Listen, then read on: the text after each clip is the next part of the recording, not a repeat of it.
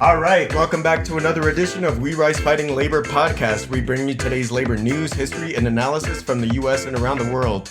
This is a podcast you listen to with your fellow workers organizing on the shop floor. This is a podcast you listen to before walking into your union meeting. As always, I am Rick Urrutia here with my co-host Brian Pfeiffer. And tonight's show is fully dedicated to covering some labor news. This is a really exciting show because there's lots going on out there. Starbucks workers, railroad workers, French workers, Caterpillar workers, the Southern Workers Assembly, all that and much more in the news. And we've never asked this before, but if you like what you hear on this show, please consider subscribing, sharing, liking, whatever it is you do. This tiny act of labor means a lot to us. We've been doing this for a little over a year now. I want to continue expanding our reach because we really do want to be the podcast you listen to when you're organizing with your fellow workers on the shop floor. We really want to be the podcast you listen to before walking into your union meeting. So we bring you news, theory, history, culture, and an occasionally mildly amusing joke. Well, without further ado, this week we're going to get right into it. So what's going on with the news, Brian? All right, Rick. As friends at the Starbucks Workers United, our fellow workers continue to be on the move across the country. On March 2nd, 2023, this last week, Starbucks was officially charged in one of the biggest union-busting cases in history. A federal judge ruled Starbucks had broken the law hundreds of times in Buffalo, New York, and has ordered several rare remedies saved for only the most extreme cases. This includes reopening a Buffalo store Starbucks, closed in retaliation for union activity, the reinstatement of 7 Starbucks workers that were illegally terminated, and requiring the company to post a 13-page notice of Starbucks violations in every single store in the United States. Additionally, CEO Howard Schultz, who has been an architect of the company's anti-union racist campaign, an anti-LGBTQ campaign, will be required to read a notice of the company's violations to workers in the Buffalo area in an in-person environment. This event must also be recorded on video to be viewed by every Starbucks employee in the country. Then, the following day after March 2nd, on the 3rd, in yet another complaint from the NLRB, National Labor Relations Board, a federal judge is alleging that the Starbucks Heritage District in Seattle was created as a means to stop union activity, all within 3 iconic stores in Starbucks' hometown. There's also a variety of other activities taking place. New stores are starting to organize, and elections are coming up as well. We can always check out more information, listeners, at the Starbucks Workers United Facebook page. And Rick, what do you got on the plate? Yeah, I'm about to jump into some Caterpillar stuff, but man, you don't want that day in your life, man, where you're reading to Starbucks workers, hey, this is, what we done wrong here. This is all the illegal stuff we did, man. That does not sound like a good day for Howard, man. But fuck him. All right, so now Caterpillar. We've been updating everyone on Caterpillar, and turns out Reuters and Caterpillar's investor relations site is reporting that Caterpillar has reached a tentative deal with the union averting a possible strike.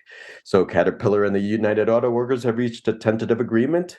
The 6-year agreement, which needs to be put to vote by the workers, comes after some union workers had threatened to strike as they negotiated wage increases, improved safety measures, and better health care benefits. The UAW will schedule a ratification vote soon, Caterpillar said in a statement, adding that the current agreement would be extended until the voting was complete.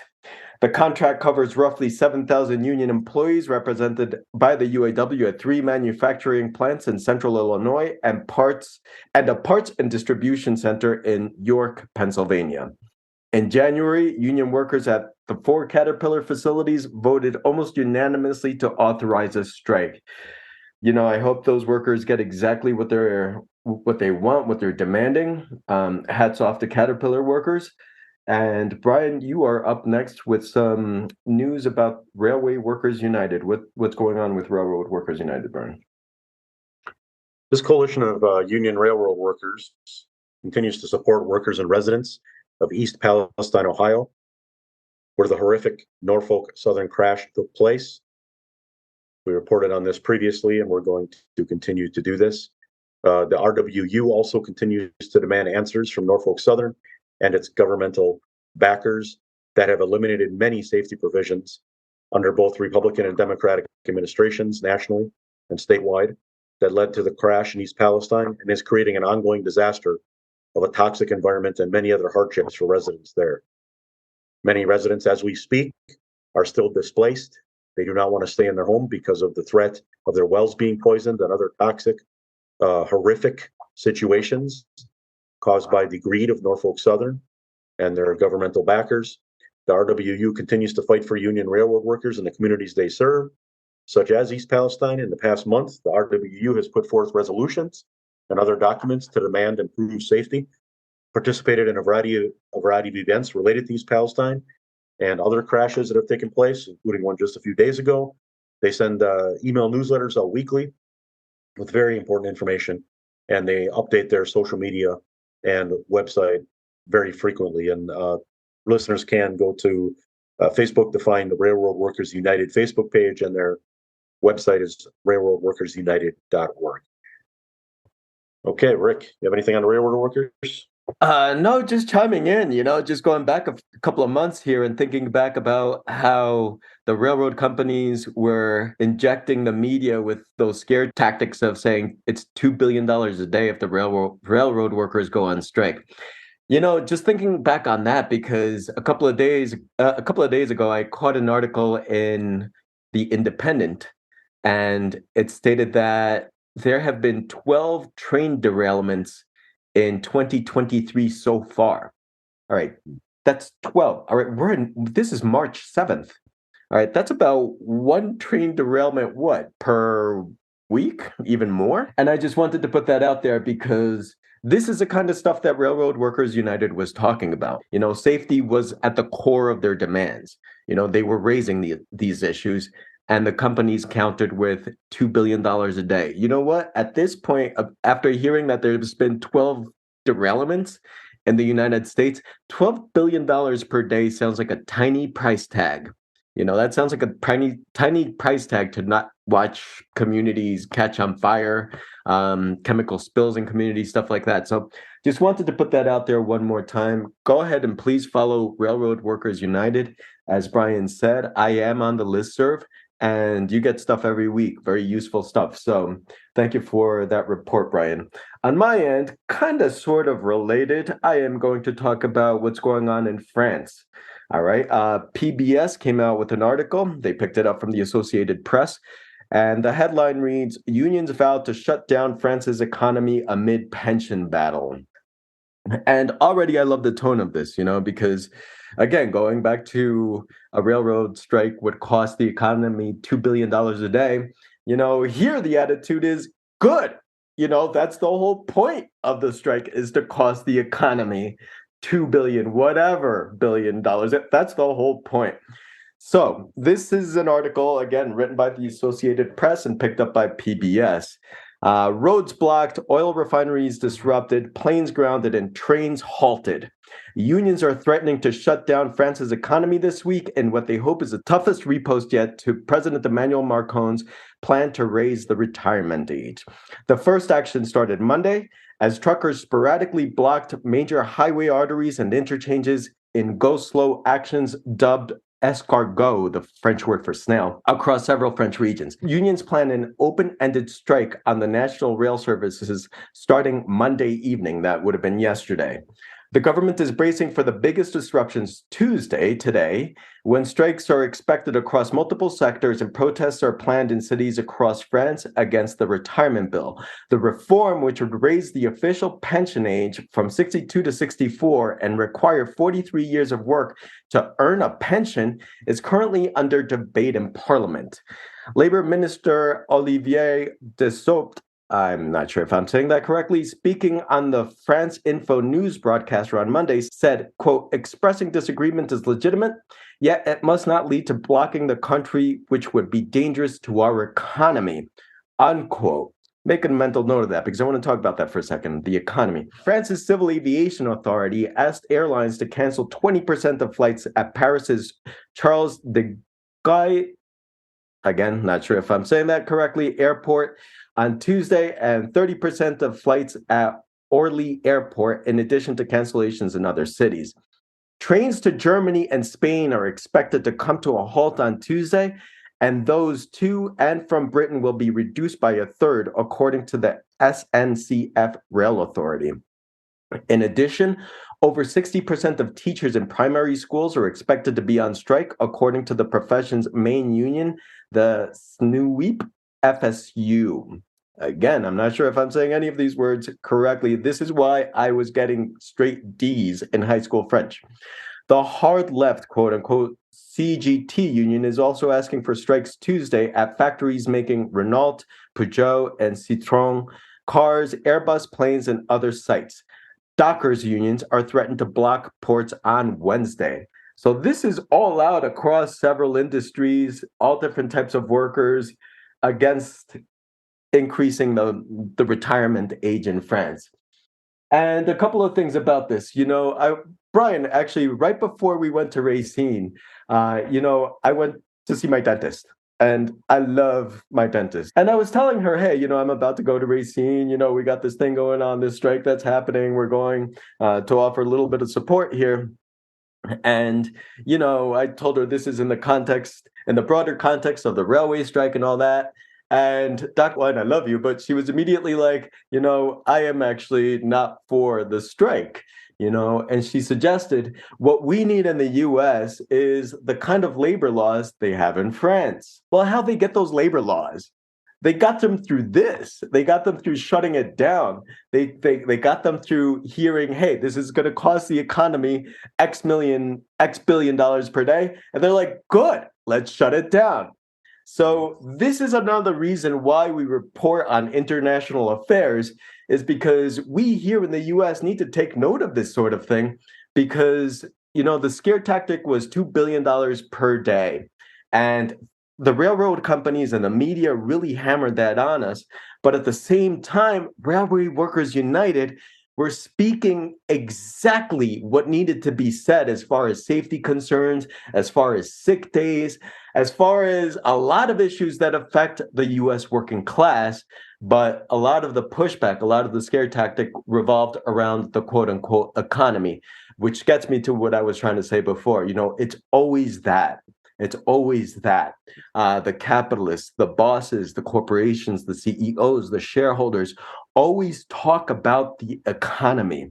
A strike, a boycott, a direct action, whatever the case may be. When workers organize and actually pose a threat to the businesses, that's the first thing they say is, but the economy, but the economy, but the economy. So just wanted to highlight that on this show, because we do want this show to be the type of show that you watch, that you listen to with your fellow union members, and just take note of that. So thank you, French workers, for leading the light, for showing us something inspiring as to what's going on. And hopefully workers in the US can pick up on some of this and, find some of the strength that we need to carry out strikes. Now, Brian, you also have some news on why abortion rights are workers' rights. What is going on with that? Okay, thanks, Rick. Before I mention that, I just want to add something to your last points there about the French workers here in the U.S. Just wanted to support your comment about workers here can do a lot.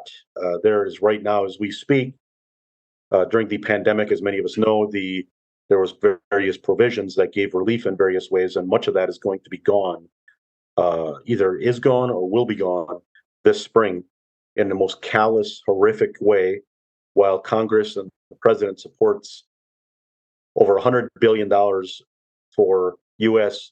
war material and other quote unquote support for Ukraine. And the Pentagon budget is $850 billion that we know of.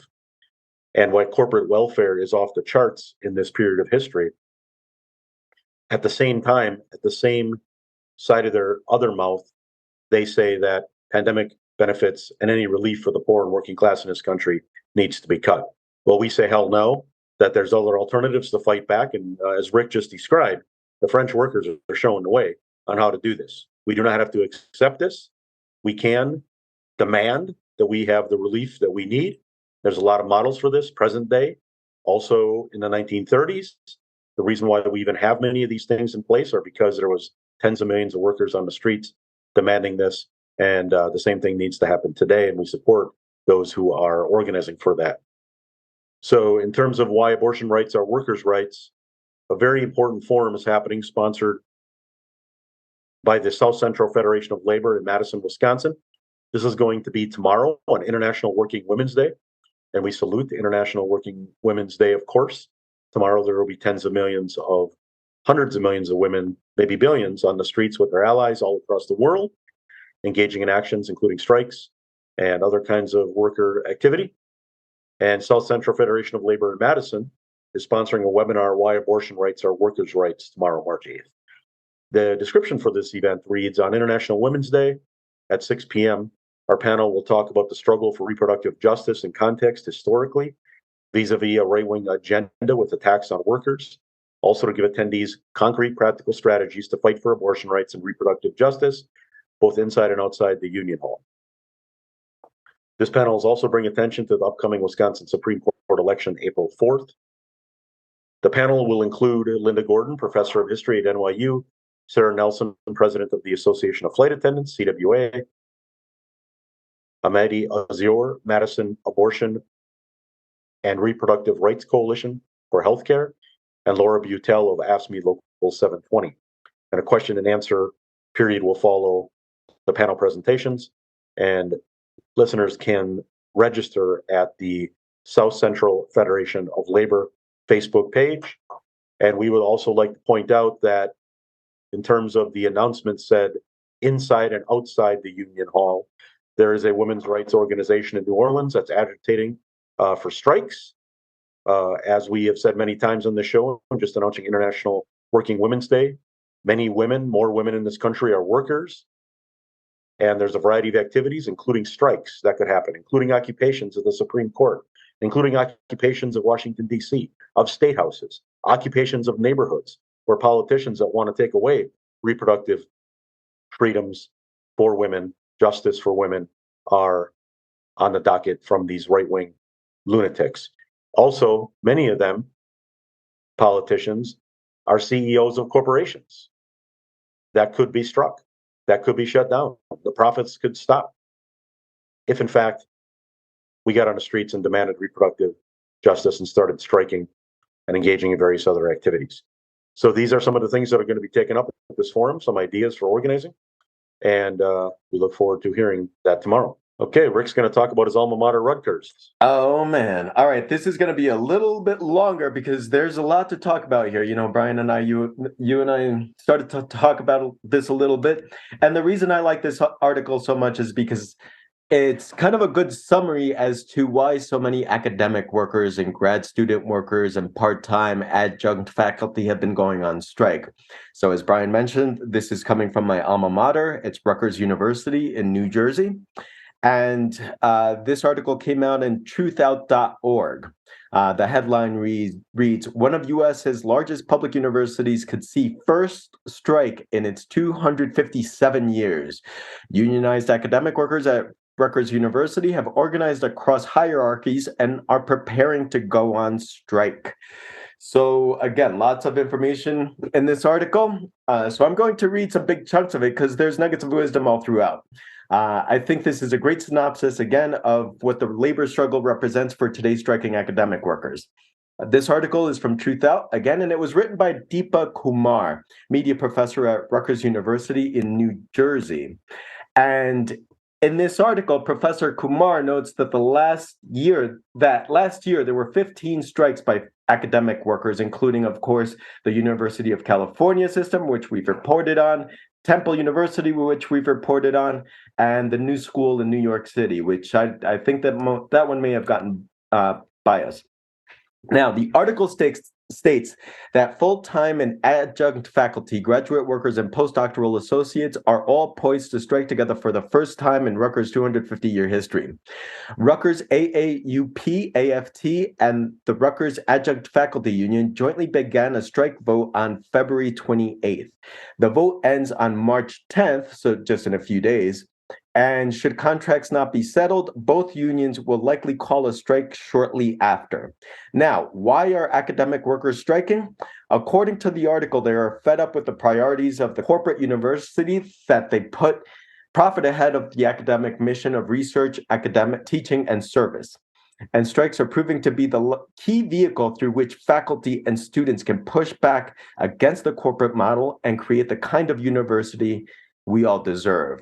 Universities have cut costs by replacing secure tenure-track jobs with part-time faculty who are paid a pittance and often lack quality health insurance.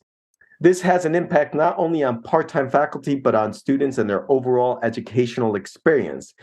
And I think this quote from the article offers a good snapshot of how this all plays out. So here we go. Quote, imagine working at a university for 5 or 10 or 15 years or longer and having to reapply for your job every term, says Bird Jackson, a part-time lecturer, PTL, at Rutgers Newark. That's the situation of PTLs at Rutgers. We are overloaded with unpaid work that follows us home. Grading, lesson planning, syllabus development, office hours, campus commute, and unguaranteed parking all cost adjuncts either energy or income. We can't plan our lives for any length of time, nor assure students that we will be available to mentor and assist them. Our working conditions are our students' learning conditions. I love that quote. Our working conditions are our students' learning conditions. Brian, do you remember when we were in grad school together, and one of our union slogan for grad student workers was that you can't eat prestige? I'll never forget. Yeah, I'll never forget that. I carry that. I drop it whenever I can. This is one of those instances. You can't eat prestige. A lot of people think that, because you're a graduate student worker or an adjunct professor or part-time professor or some things like that, because you carry titles like that you're all right, that you have this cushy academic job. And that's really not the case, as we're seeing. Back to the article. Quote, several of us who hold positions on the executive board of the Part-Time Lecturers Union first ran for office because we were dissatisfied with the approach our past leadership took during the previous contract campaign, said Brian Sachs, a part-time lecturer and vice president of the Rutgers Adjunct Faculty Union. In our view, the reason for these failures was that the leadership did not practice true democratic unionism, and thus it failed to build the requisite strength for achieving transformational change through the mass organizing of rank and file PTLs behind their demands. All right, we're always talking about union democracy on this podcast, and the reason we do so is because it's a very empowering thing. When you have a leadership that's removed from the rank and file and either undemocratic or bureaucratic, it takes the struggle out of the rank and file, and the workers no longer own the struggle. So it's important to have their say in the unions. It's important to have the contributions of workers, and that's part of where we're coming from when we talk about democratic unions, just having a voice in your own union and being able to raise concerns. I guess one of the classic examples that comes to mind in this context, again, is the UPS strike from 1997. Part of their democratic process before they went on strike was to meet with the workers and get the workers' input and have conversations and debates and, tease ideas out before they went on strike. So yeah, democratic unions, this isn't just some abstract idea or idealist idea. No, this is a very real thing that could result in either a very strong militant fighting union or a union whose struggle is left in the hands of, say, bureaucrats. So very inspiring to read some of this stuff from Rutgers. I'm going to go on just a little bit more because there's still a little bit more we can learn from this. A 2014 contract was big improvement over the previous ones because of the union actually organized a contract campaign at Rutgers. These organizing efforts continued during the Trump era while we were mobilizing against the Muslim ban and the attacks on DACA. Such an intersectional approach that centered gender, race, and social justice demands, in addition to bread and butter class-based issues, made the union attractive to scores of our members who gravitated towards activism in the union. This is what allowed us to get strike ready and to win significant concessions from management in 2019. The new leadership has deepened relationships with all the unions at Rutgers, including those representing blue-collar workers, and in a model of industrial unionism that eschews divisions, hierarchies, and snobbery based on job title, rank, and category. Intensive organizing work done during the pandemic created a sense of unity in which the people who work for Rutgers in whatever capacity came to see that we are all in this together and dependent on one another. Amen to that. Amen to that. Hats off to these workers who are considering a strike at my alma mater. You filled my heart with hope because, reading it from here, it is very inspiring. And there are a lot of nuggets of wisdom in that article that was written in Truth Out. So we're going to go ahead and post that on our Facebook page, just in case you would like to read it for yourself. And yeah, that's what's happening at Rutgers. Now, Brian, you had mentioned that you have some news from airport workers who are sick of waiting. What is going on, Brian? That's right, Rick. We have mentioned airport workers previously. You, as a former baggage handler, understand the daily life of airport workers and the power that airport workers have. The quote, "We need healthcare and sick days now." Contracted workers at Metropolitan Washington Airports Authority are demanding. The workers they are a member of SEIU 32BJ members. Were joined today. Actually, tonight they had a press conference by elected officials and community organizations to support these basic rights for contracted airport workers. So, for our listeners, contracted airport workers are a company that would have a contract for a specified sector in an airport. Could be food distribution, it could be a variety of things, and the workers that are employed by that contractor. So a union would have a contract with that particular corporation that holds that contract. And the SEIU 32BJ in this case represents those workers. So the airport authority has the power to enact a policy ensuring airport contractors provide baggage handlers, cabin cleaners, wheelchair attendants, and other airport workers with a more livable wage, paid sick leave, and employer-paid health insurance, says Local 32BJ on its website. There's more information at the SEIU32BJ.org DC Airports website and Facebook page. And we'd also like to give some information about these very critical airport workers during the pandemic in particular. These workers kept millions alive mostly because of occupational segregation and institutional racism. Many of these workers are workers of color, and they are the ones who kept the economy running in this country during the pandemic and before and after, but especially during the pandemic. And many of them paid with their lives for this, and many that are still suffering or have COVID still. And so this is not just them fighting for livable wages. It's also many, many other things related to this campaign. We'd also add that the cost of living in this region, Washington, D.C., and the whole eastern seaboard is astronomical. And the companies that contract with these airports, they are, of course, in collusion. Many times they're owned by the same company. Housing authorities, landlords, bankers, they're all connected.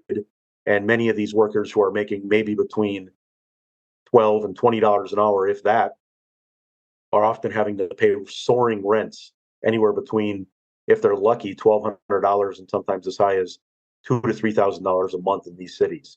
So, of course, when you have that many people trying to survive, workers trying to survive with their families, they have to live with more folks and environments. So stress is an issue as well, plus all the transportation that workers have to use to go to the airports for their job, which is taxing in itself. Many have to get up early in the morning, work in a very high stress job all day, and then come home through that same transportation system all the way back home. So there's a lot to this campaign, and we, of course, support these airport workers. They are fundamental to our economy, and they have our support all the way, and wish them well in this campaign. They definitely have our support. As you mentioned, as a former airport worker myself, I was a baggage handler for United Airlines here in Denver. And, I've mentioned it on this podcast before, and I was mentioning it while I was working there. There's a tremendous amount of power at the airport. I was recently watching the movie, and I think I may have mentioned it on here. Finally got the news, which I highly recommend. But in that movie, one of the speakers makes reference to how capitalism has certain quote unquote arteries that are more vulnerable than others. And I would definitely throw airports in that category. Along with longshore workers and truckers, distribution kind of jobs like Amazon, stuff like that. I think those are, particularly tender arteries for capitalism. And so anytime anything is going down at an airport, man, that's something to keep your eye on because it could build. Yeah, as I've mentioned here, I just remember being that United baggage handler, and we were wall to wall union. And yeah, during COVID, we were asked to come in, and we were called heroes and stuff like that. And I'm checking in with the ramp agents today, and they're having a hard time getting an agreement signed with the company. Now, what's that all about? One second you're a hero, you're keeping things going, you're helping United Airlines through that bailout, and then the next second, once the dust is settled, they completely forgot about you. Not unheard of, but definitely have to highlight that on our show. Now, as far as news coming from Alabama, which is what I have on my plate, I have the following, and this is from the New York Times. The headline reads, Alabama mining strike ends without a deal after nearly 2 years. So this is the kind of story, this is the kind of article that, we need to learn some lessons from. All right, so this is what happened, and this is again from the New York Times article. The strike at the Warrior Met coal mine was one of the longest in U.S. history, but the price of coal soared during the walkout, giving the company leverage. Now, take mental note of that, because that was actually new to me, and that's a new concept that I wanted to toss out, for myself, because I'm learning here, and just in case others had never heard of this. So we'll get to it in a second. So the strike at the Warrior Met coal mine was one of the longest in U.S. history, but the price of coal soared during the walkout, giving the company leverage. Hundreds of coal miners in Alabama have been told by their union that they can start returning to work before a contract deal has been reached, bringing an unceremonious end to one of the longest mining strikes in U.S. history. The move by the United Mine Workers of America to conclude its nearly 2-year work stoppage is a blow to the union. Negotiating sessions became more infrequent in recent years, and, quote, it didn't seem like the strike was going in the direction it needed to be, said Larry Spencer, a vice president of the United Mine Workers of America, who helped lead the Alabama strike. He added, quote, we didn't get the exact outcome we wanted, but it showed people that there was a lot of solidarity here, and these guys have stuck together, and that is a positive thing, unquote. Probably the biggest factor undermining the strike was the price of coal, and this is what I was getting at. Probably the biggest factor undermining the strike was the price of coal, which soared over the course of the walkout. The Warrior Met mine produces metallurgic coal, which is used in steel making and is in high demand. Cecil Roberts, president of the United Mine Workers of America, said the company was able to profitably operate the mine with relatively few non-union replacement workers because of the high coal prices. Mr. Roberts said he expected coal prices to stay high for the foreseeable future, which could have forced the strike to drag on for several more years. In 2022, the strike's first full year, Warrior Met's profit rose to $641 million from $150 million in 2021. All right, that's almost $500 million. Its stock price soared 143% during the 23-month strike. All right. Now, again, I'm sharing this because that little bit of news was news to me.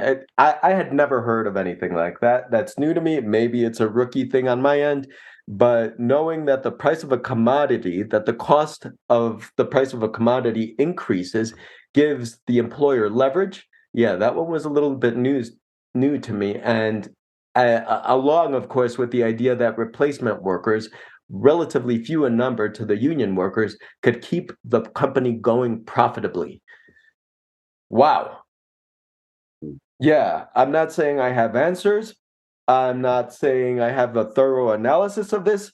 I'm just saying that's what I read, makes sense. I think we should all take note of that sort of thing. Again, lessons to be learned from the Alabama miners' strike. Hats off for being on strike for almost 2 years. If the struggle continues, then I hope they get the support that they need. We will continue covering this if the struggle continues. And now moving on to a transit strike. Brian, can you talk to us a little bit of what's going on? Yes, listeners, on We Rise Fighting, a big focus of this podcast is focusing on workers in what's known as the U.S. South, the 16 states in the South. And of course, we send solidarity to our brothers and sisters, the United Mine Workers in Alabama. Fortunate situation with that strike that were just mentioned, but also the UMW has played a glorious role in U.S. labor history. That's and right. they will continue to fight. One could argue very strongly that the CIO would not be in existence in the 30s without the UMW, as well as the steelworkers, of course, and many other unions. I could certainly see that argument. Sorry to interrupt, but I could certainly see that argument. Right on. So keep on fighting, friends, and we will win our next strike. So we're going to focus here on a few very important struggles in the South. There's a transit strike that's been going on for 2 months in Loudoun County, Virginia, which is just south of Washington, D.C.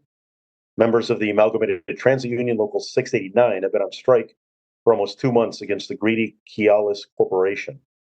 The bus drivers, mechanics, dispatchers, and other transit workers continue to fight for a just contract with livable wages and benefits, and are also fighting against privatization.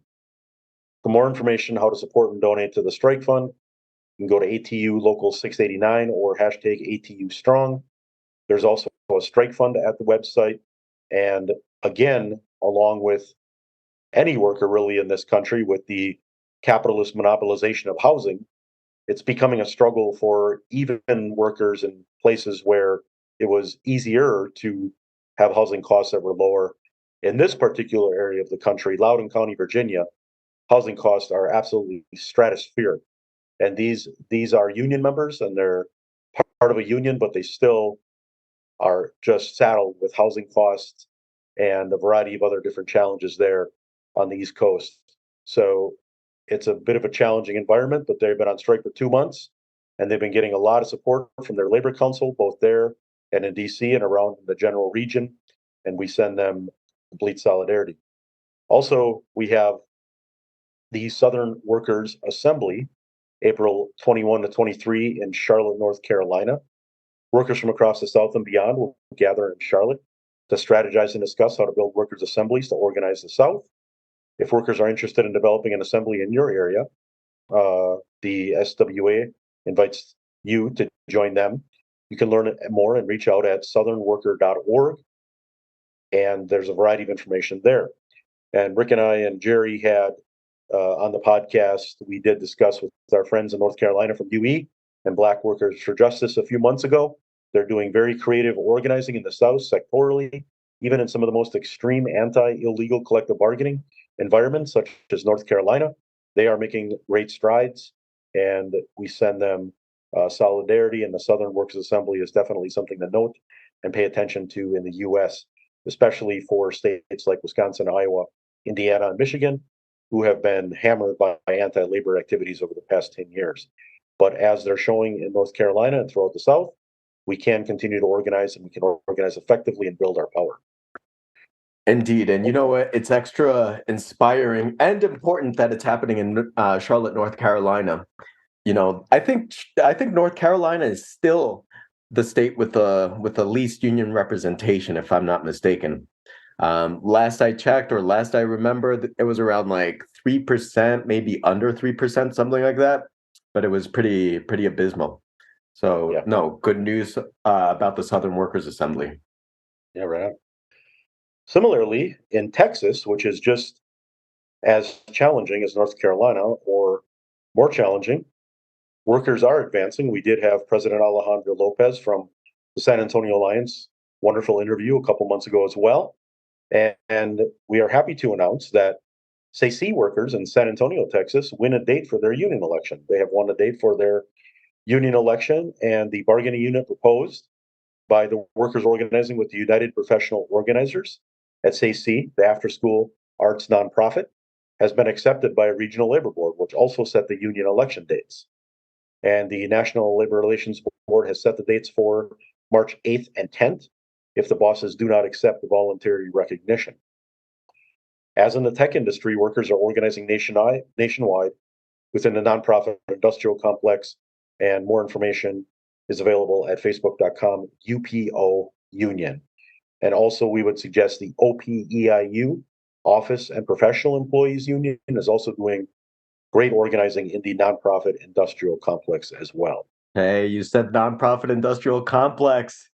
No, I feel that, hey, as someone who has organized a union at the nonprofit that I work at, I highly recommend it. Oftentimes nonprofits come with these principles that, when it comes to their own workforce, they throw them out the window. I'm not going to name any names, but there are certain unions, for instance, that'll get you working 50, 60, 70, 80 hours a week, sometimes knocking on the door for Democrats and stuff like that. And that was actually one of the biggest things that we were organizing against is having to do that, because when I took that particular job, I took it as a researcher and wasn't expecting to have to knock on doors for Democrats and work 60 hours, 40 of which are technically unpaid. That's an exploitation, man. I don't want people in nonprofit organizations to second guess that. I don't want people in nonprofit organizations to have their heartstrings pulled by management in a manipulative fashion to get them to work beyond what's reasonable or be exploited or go against their principles.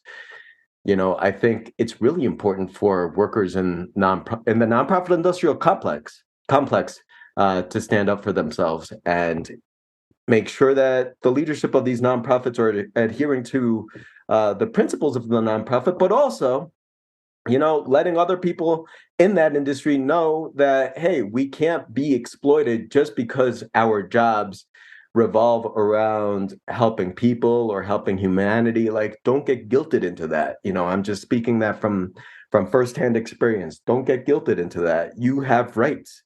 You can go home after 40 hours, or you should be able to go home after 40 hours. You should receive a living wage from a nonprofit, So good for them. And thank you for bringing that up, Brian. Yeah, right on. It goes back to the Rutgers slogan, or our slogan at our graduate student union: "You can't eat prestige." That's right. That's right. Okay, so we have our friends at YouTube, our fellow workers, are on an unfair labor practice strike, and they cannot return to the office because they live out of state or were hired for remote work. They were hired for that specifically. They are primary caregivers and need the flexibility of at-home work, or they cannot afford the costs associated with in-person work. Childcare and gas, as every worker knows, that can get extremely expensive, especially childcare. So when these workers filed for their union election in October, Google and Cognizant responded with a retaliatory mandate that would force workers to either return to work or give up their livelihoods. The YouTube workers are claiming that this is an attempt to harm the powerful worker organizing that's been building for months. Being on a ULP strike is the only thing protecting workers' jobs. They're asking for donations to the ULP Strike Fund to stand with the workers if you can. The YouTube workers are a part of a growing movement of tech worker organizing across the US at Google and many corporations. And we have been reporting on this, and we will continue to, as in the academic workers are closely related to this tech organizing, of course. And more information is available at the CWA affiliated Facebook page, Alphabet Workers. That's Alphabet Workers. And you can find that on Facebook. And the YouTube workers are on the move, just like many other tech workers across the country. Okay, and one of the last items we have for today is the situation that's happening in Atlanta, Georgia. There is a National Day of Action, March 9th in Atlanta, to Stop Cop City, and that's a hashtag, Stop Cop City, on March 5th. This has been ongoing for a while, for months, to stop this Cop City, but on March 5th, multiple police agencies wearing militarized gear and carrying lethal weapons raided a local family-friendly music festival in a public park within Weelaunee Urban Forest of Atlanta. Cops used excessive force to arrest dozens of concertgoers, including a musician and legal observer, musicians, and threatened to shoot people in the park, even pointing a rifle into a bouncy house that's used for children. Over 30 people were arrested and charged with quote unquote domestic terrorism. Forced offenders are also being threatened with RICO, racketeer influenced and corruption organization charges, which make local charges into federal offenses. According to the Cop City organizers, there's a reason police are desperate to stop this week's mass mobilization in Atlanta and the growing movement to stop Cop City. If built, Cop City would be a sprawling facility, acres and acres large, for police to practice urban warfare and legal maneuvers to justify violence, accelerating violations of our constitutional rights. Today, Stop Cop City organizers say we find ourselves at a turning point for movement and repression that, if not stopped, will further normalize violence and unravel our fundamental rights. And some observers say that this quote unquote Cop City would be the largest repressive facility in the entire South and maybe even the United States if built. We here at We Rise Fighting call on organized labor to support those resisting Cop City because it's the right thing to do, but also cops and other repressive agents of the capitalist state that would be quote unquote training would be practicing how to attack oppressed communities generally, how to bust up strikes, other union actions, and any other people's actions, social, environmental, and economic justice. And the charges domestic terrorism should wake up organized labor, because that could be leveled at strikes. That could be leveled at any kind of union activity. We see many Supreme Court actions today that are attacking labor, and who's to say that these types of charges that are being levied against these environmental protesters could not be levied against organized labor and union members as well. We have a duty to stand with our fellow workers, our friends, our community members to stop this outrageous Cop City. We need money for people's needs, for jobs, for relief, not for more cops in the U.S. war machine. So we say stop Cop City. More information is available at nationaldayofaction.info. And we send solidarity to our friends on the ground there in Atlanta City. In Atlanta, we demand that all charges be dropped immediately against anybody who is arrested, and we will continue to support our friends in Atlanta. Solidarity. Solidarity indeed. Thank you, Brian. Yeah, about 10, 12 years ago, and I'm going to make a little obscure reference here. I live in Denver, and about 10, 12 years ago, there was a play in Denver, and it was an ongoing thing, and I miss it. I don't know if it's still happening, but it was called Which Side Are You On? And it was a series of plays, impromptu plays, that talked about labor issues. And on one of the occasions where I went to see the play, they talked about the role of cops, and they talked about the role of the National Guard as it relates to strikes and workers and unions. And one of the points that the play made was that they never show up on the side of working people. Not the cops, not the National Guard. No, they always have the guns pointed at working people. They never show up to arrest a CEO. They never show up to arrest shareholders. Not for stolen wages, not for exploitation, not for deaths in the workplace. No, they always show up on the side of the bosses against the workers. So, I don't know if that shapes your view of police officers or not. It certainly added to my view, because I already had a view by that point. But yeah, just wanted to put that out there, because that's one of the questions that the labor movement asks. Which side are you on? And well, which side are you on when you're showing up with guns and tear gas and paddy trucks to take away strikers? So Yes, solidarity with folks looking to stop Cop City. We will continue to report on that. Thank you, Brian. And we're going to leave you off tonight. Thank you for joining all of us. Thank you for joining us tonight. We're going to leave you off tonight with something new, actually. Tonight, we're just going to read a poem to you. This one was written in 1935 by Bertolt Brecht. And it's one of my favorite poems. Brian, I know you know this poem. I have several friends for whom this is their favorite poem. And the essence of it is, and I'll read it right now, but the essence of it is getting you to look at the world around you and everything around you and everything that's made by workers. But when you read the history books, it only talks about kings and conquerors, Fords and Vanderbilts and Rockefellers. But history doesn't account for everything that the workers did to build the world. So that's one of the reasons that we love this poem, and I'm going to go ahead and read it right now. Thank you for listening. Have a good night, everyone. We will speak to you shortly. Who built Thebes of the seven gates? In the books you will read the names of kings. Did the kings haul up the lumps of rock? And Babylon, many times demolished. Who raised it up so many times? In what houses of glittering gold Lima did its builders live? Where, the evening that the Great Wall of China was finished, did the masons go?